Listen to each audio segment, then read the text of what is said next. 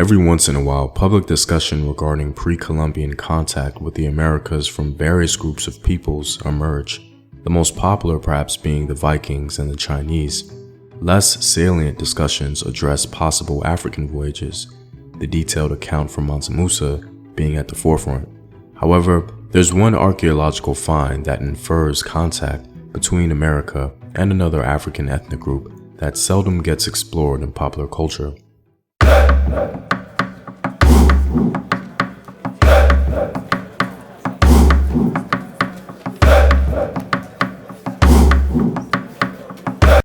What up, African world? It's Home Team here, and welcome back to another video of African history, culture, and worldview. By supporting this channel on Patreon, you're helping in the creation of these videos and contributing to this content. The link to Patreon is in the description box below. Also, stay tuned with word from my sponsors.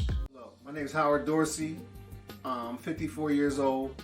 I'm here to talk about my experience with herbal results. I was getting sick, so I went to the doctor, and they told me that my blood pressure was high, my cholesterol was borderline or high, so I was very sick. You know, sometimes I thought I was dying at some point. And I ordered a bottle of olive leaf extract. This is how the bottle comes in. And within the first probably week and a half, 2 weeks, I checked my blood pressure and it was back down to normal. It was like 120/80. My cholesterol went down to 125. You know, I definitely believe that olive leaf extract from Herbal Results saved my life. And that's real. I mean, I recommend it to everyone in my family, my friends, and we've seen a lot of results in that manner as well. Purchase now at herbalresults.net.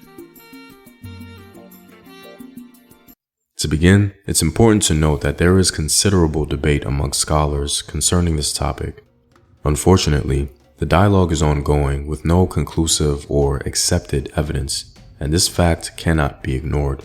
In all likelihood, the reason why this topic is not more known in popular culture is because there are multiple layers of disagreement in the literature. So please keep that in mind.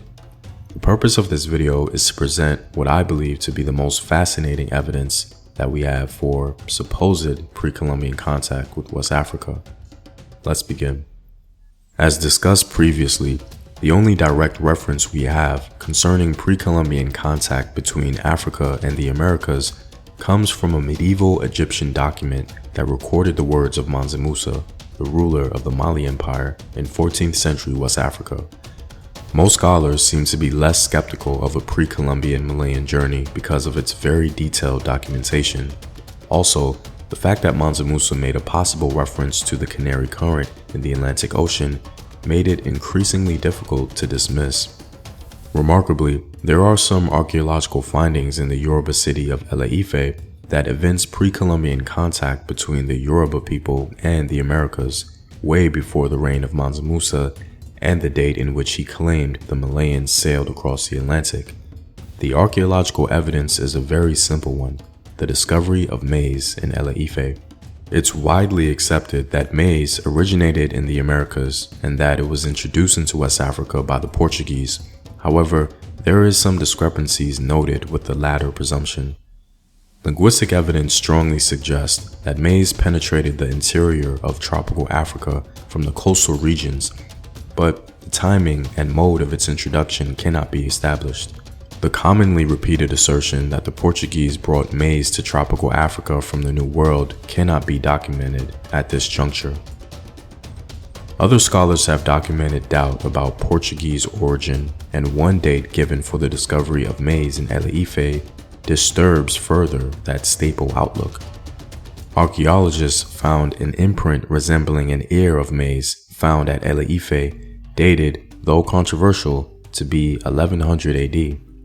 Interestingly enough, the Yoruba have an oral account about a queen who commissioned the development of a paved road in Ele-Ife. It's quite the story. In fact, any individual in Ife could tell him the legend that the pavements were laid down in the reign of a female Oni, Obaluo, who did not like her clothes to become spattered with mud and ordered all the people of Ife to make these pavements. Ele-Ife is believed by some to be the earliest population center of the Yoruba people, becoming a powerful city sometime after 1000 AD.